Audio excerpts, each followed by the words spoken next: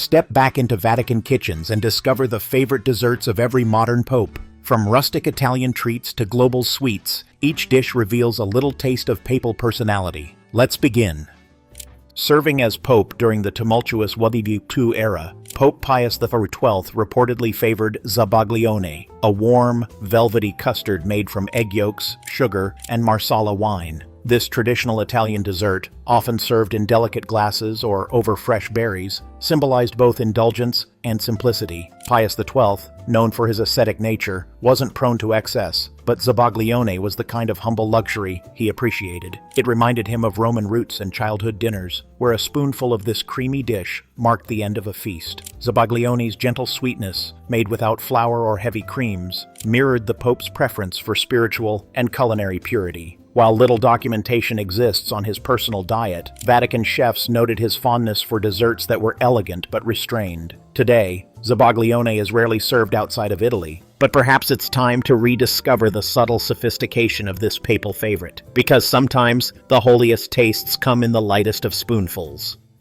Pope John XXIII, affectionately called the Good Pope, brought warmth and accessibility to the Vatican, and his favorite dessert reflected that same humble spirit. He adored classic vanilla gelato paired with ripe figs, a simple yet rich nod to his Bergamasco roots. Raised in a large farming family, he valued meals that honored the land and seasons. Gelato reminded him of summers in northern Italy, while figs symbolized abundance and peace. Visitors to the Apostolic Palace often recalled his delight when served this treat, especially when the figs were fresh from the papal gardens. Unlike elaborate pastries, this combination required no pretense, just clean, comforting flavor. His love for this dessert wasn't about indulgence, it was about remembering where he came from. Even as he opened the church to the modern world through Vatican II, he stayed grounded in tradition. And in that tradition, a dish of gelato and figs was more than dessert. It was gratitude, served cold and sweet. Paul VI, introspective and intellectual, preferred the earthy sweetness of castagnaccio, a rustic Tuscan chestnut cake made with chestnut flour, olive oil, rosemary, and pine nuts. Born near Brescia in northern Italy, he was no stranger to modest mountain flavors, and castagnaccio was a childhood staple during cooler months. Dense and subtly sweet, this dessert aligned with Paul VI's minimalist tastes and meditative lifestyle. While not everyone loved its unique texture or herbal aroma, it resonated deeply with him, perhaps because it stood apart, just like his papacy. He once remarked that simplicity is not to be feared, and his dessert of choice embodied that perfectly. Though rarely served in modern restaurants, castagnaccio was a quiet declaration of flavor, without fanfare. For Paul VI, this wasn't a treat meant to dazzle. It was nourishment for both body and soul. Eating it was almost contemplative, and in every pine nut and hint of rosemary, you could taste reflection. But next, we're stepping into a dessert that delighted crowds, just like the Pope who adored it. Get ready for flaky layers, powdered sugar, and a truly sweet legacy. Though his papacy lasted only 33 days, Pope John Paul I left behind memories of warmth, humility, and a fondness for Millefeuille, Italy's take on the Napoleon pastry, with crisp layers of puff pastry and creamy custard in between, topped with a dusting of powdered sugar. It was a dessert that matched his personality, layered, light, and loved by many. Born in the Veneto region, Millefeuille was a celebration cake often served at local festivals and family gatherings. For Albino Luciani, as he was known before the papacy, it wasn't about extravagance, it was about joy. When served Millefeuille in the Apostolic Palace, he reportedly chuckled at how it always crumbled in his hands, saying, "Even saints make a mess." Despite his brief time as pontiff, his approachable spirit lives on, and Millefeuille, though humble in origin, became a fitting final sweet. It reminded everyone that happiness can be fleeting, but still sweet enough to savor, if only for a moment.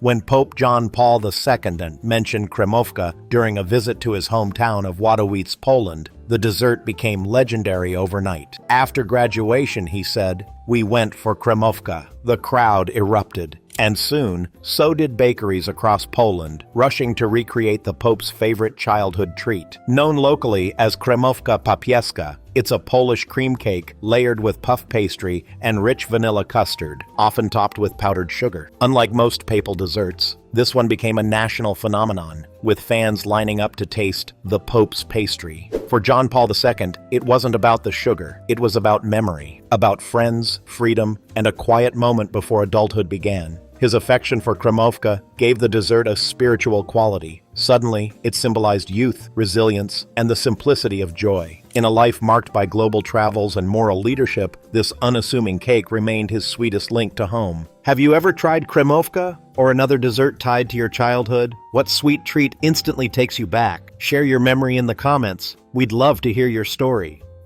Born Joseph Ratzinger in Bavaria, Pope Benedict XVI had a well-known fondness for a German classic, Black Forest cake. Layered with chocolate sponge, whipped cream, sour cherries, and a hint of Kirsch cherry liqueur, this dessert was as rich in flavor as it was in memory. As a child, it was a festive centerpiece at birthdays and holidays. Even as Pope, Benedict's eyes would light up when served a carefully prepared slice during special occasions. He appreciated the craftsmanship, the balance of tart and sweet, the meticulous layers, the visual elegance. Vatican chefs noted that he favored it without excess alcohol, preferring the cherries to shine. While Benedict's public image leaned toward the academic and reserved, his favorite dessert told a different story, one of warmth, tradition, and rooted joy. Today, Black Forest cake remains a symbol of celebration in Germany, and for Pope Benedict, it was a sweet taste of home, no matter how far he traveled. Coming up next, a pope whose favorite treat was refreshingly frozen, and one who made room at the table for everyone, even when dessert came with a side of humility.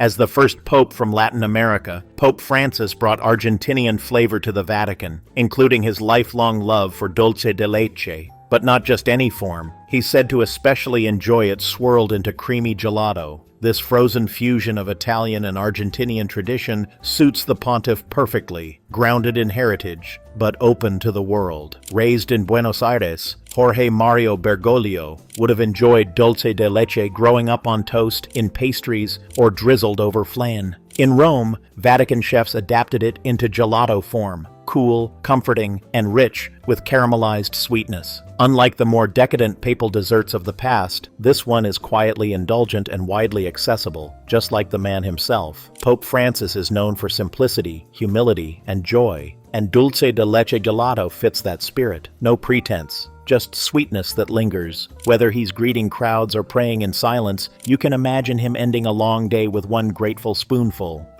Pope Pius XI, who led the Church from 1922 to 1939, favored strong, classic flavors, and his dessert of choice reflected that. Panforte, a dense, spiced Italian fruitcake packed with nuts, candied citrus, honey, and warm spices. Panforte originated in Siena and dates back to the 13th century. Known for its longevity and boldness, it was traditionally made for pilgrims and royals, so it felt fitting for a man who expanded the Church's global mission. While not flashy, Panforte is enduring and complex, just like Pius XI's Papacy, which navigated the Lateran Treaty and the rise of modern political powers. Vatican kitchens would serve thin slices of Panforte during feast days or after formal dinners, and the Pope reportedly appreciated its peppery bite and robust texture. It wasn't dessert for dessert's sake, it was tradition. And for Pius XI, it echoed his love for history, strength, and the kind of sweetness earned, not expected. A true bite of legacy.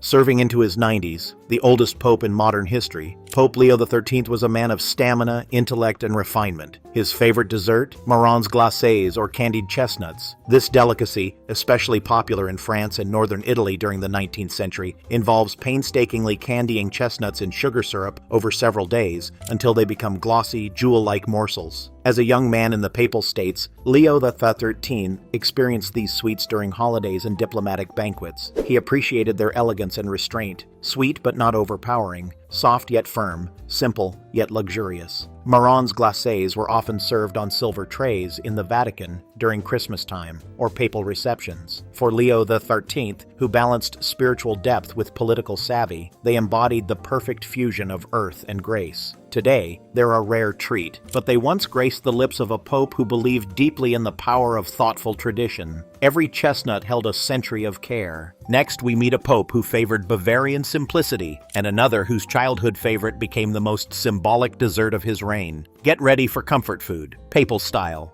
Pope Pius X, canonized as a saint and remembered for his deep humility, had simple tastes, even when it came to dessert. His favorite? A bowl of creamy rice pudding, gently flavored with lemon zest. Born in rural Italy, Giuseppe Sarto grew up in a modest family where luxuries were rare. Rice pudding was a comforting dish made from pantry staples: milk, sugar, arborio rice, sometimes enriched with a little egg yolk or cinnamon. But it was the fresh lemon peel, added during the final stir, that made it special for him. Even after rising to the highest office in the church, Pius XI preferred peasant food over gourmet fare. He saw no need for indulgence, yet found deep satisfaction in what was honest and nourishing. Vatican chefs respected his preferences, often preparing this dish on feast days or in quiet moments. For Pius X, this humble dessert mirrored his life: simple, sincere, and quietly full of grace. What's the simplest dessert you've ever loved? One that brings comfort more than wow? Share your story in the comments. We'd love to hear which humble sweets mean the most to you. Pope Clement XIV, who led the Church during the turbulent late 18th century, was known for his love of quiet mornings and thoughtful conversation. His dessert of choice? Ciambella, a classic Italian breakfast cake shaped like a ring, mildly sweet and perfect for dipping into coffee or wine. Made from flour, eggs, sugar, and lemon, sometimes flavored with anise or rum, Ciambella was a rustic treat common in Roman households. Clement XIV reportedly enjoyed slices after long walks in the Vatican gardens or while meeting with scholars. Unlike the rich custards or elaborate pastries of his time, Ciambella was unfussy and sincere. It was a dessert that spoke not of status, but of stability, something to be shared with visitors, cardinals, or even servants. The ring shape, symbolizing eternity, added quiet symbolism to each bite. Today, Ciambella still lives on in Italian kitchens, but its quiet dignity, as a papal favorite, adds another layer to its enduring appeal.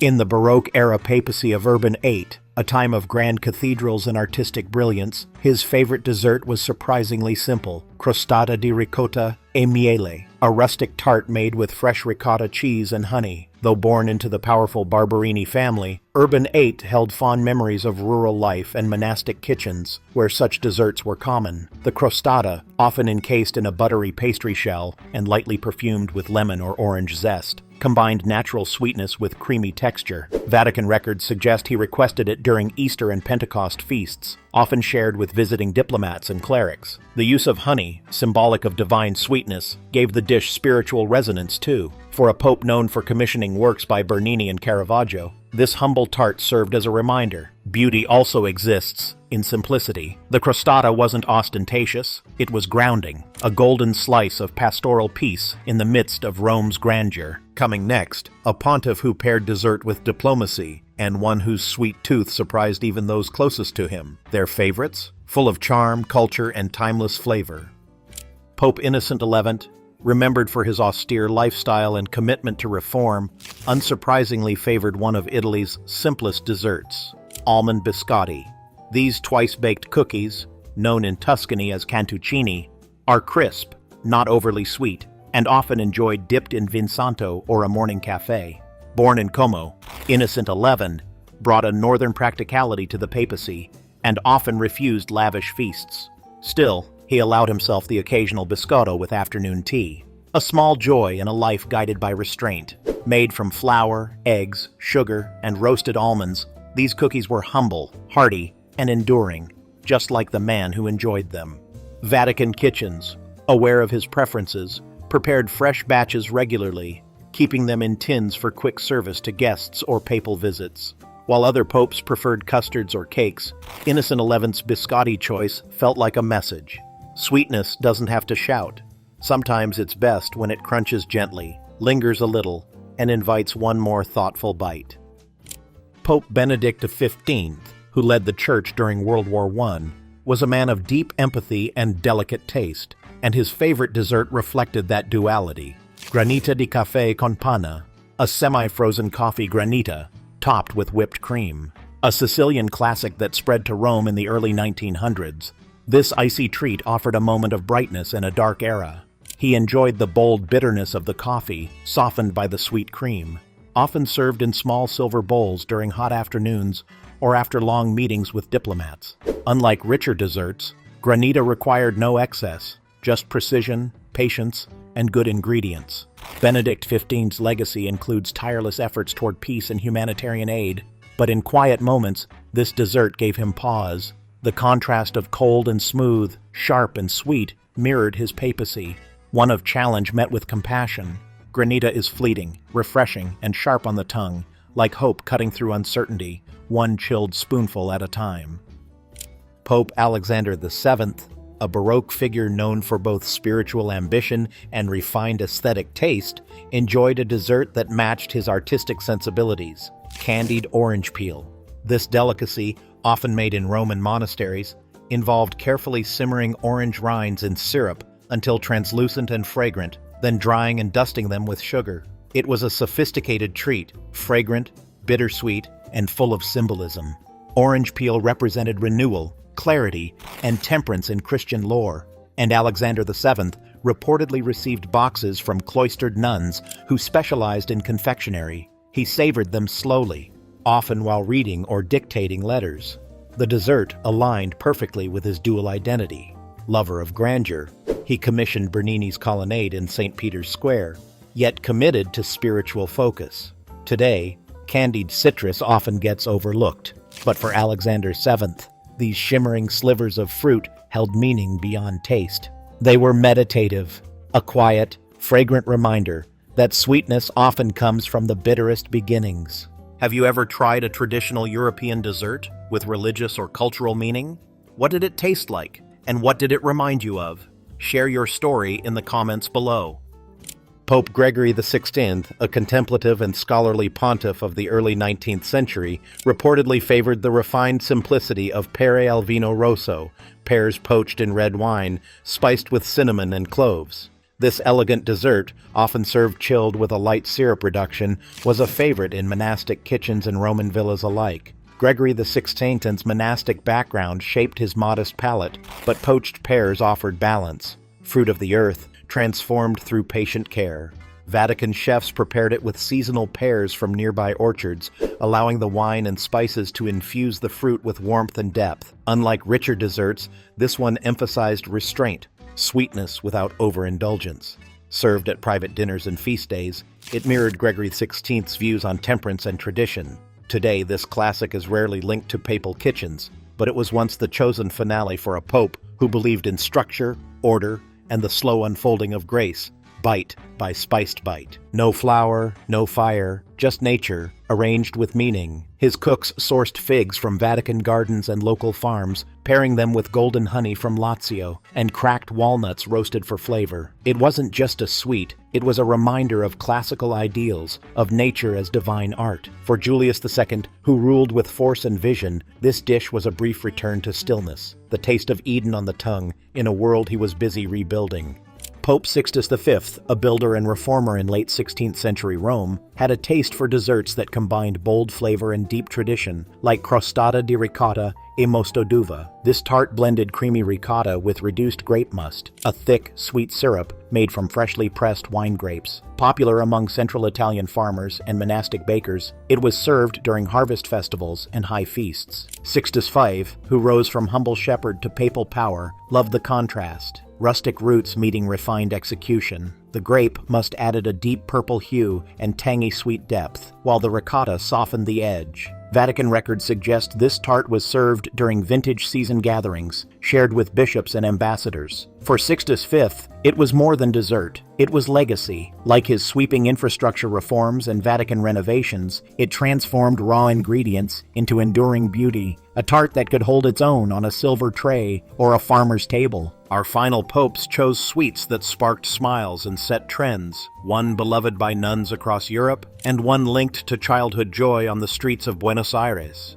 Pope Clement VIII is best known for endorsing coffee, but his sweet preference leaned towards something more playful: marzipan fruits. These almond paste confections, hand-shaped and hand-painted to resemble apples, pears, oranges, and figs, were popularized by Sicilian nuns and quickly became papal table staples. Clement VIII, a patron of art and detail, admired their craftsmanship as much as their taste. They were tiny works of edible sculpture, delicate, fragrant, and surprising in their realism. Often presented in decorative boxes or on silver platters, they added charm and festivity to papal banquets. Beyond their sweetness, Marzipan fruits held symbolic weight, fruits of knowledge, generosity, and abundance. For a pope navigating tensions between reform and tradition, these clever confections offered joy and lightness. Today, they're mostly reserved for holidays like All Saints' Day, but once, they graced the tables of the Vatican and delighted a pope whose faith included room for whimsy, a dessert that was also devotion, in miniature form. While dulce de leche gelato may be his favorite dessert today, Pope Francis has never lost affection for media lunas, Argentina's beloved crescent pastries. Lighter and sweeter than French croissants, media lunas are brushed with glaze and perfect alongside mate or coffee. As a child in Buenos Aires, Jorge Mario Bergoglio enjoyed them at cafes and church functions alike. Even as Pope, he's mentioned them fondly in interviews, evoking the comfort of ordinary mornings. Media lunas represent joy without extravagance, a people's pastry, accessible and familiar. Vatican staff have occasionally served Argentine-style breakfasts on special feast days, including the flaky, buttery crescents that take him back home. Francis's love for them fits perfectly with his papacy, grounded, simple, and centered on community. He doesn't need a gold-plated dessert cart, just a warm pastry and a hot drink, shared with others. Media lunas remind us that sweetness isn't always rare or expensive. Sometimes it's what you've eaten 1,000 times, with love. Which of these papal desserts would you love to try? Or have you already tasted one? Share your favorite or your own family's sacred sweet in the comments below. I hope you enjoyed this flavorful journey through history's holiest sweet tooths. Which dessert spoke to you most? Let's keep these stories and tastes alive. Thanks for joining us. Until next time.